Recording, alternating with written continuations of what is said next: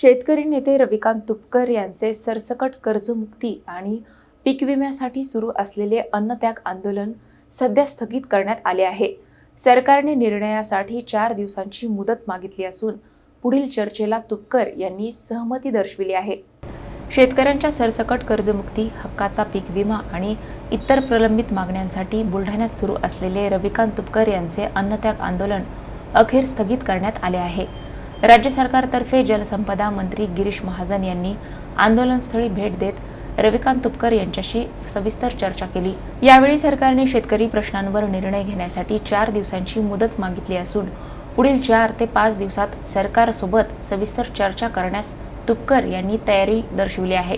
मात्र आंदोलन स्थगित करण्यात आले असले तरी संघर्ष संपलेला नसल्याचे रविकांत तुपकर यांनी स्पष्ट केले आहे.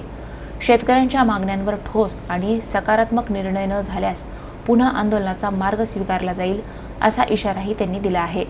त्यामुळे आता सरकार या मुदतीत कोणता निर्णय घेते याकडे राज्यभरातील शेतकऱ्यांचे लक्ष लागले आहे.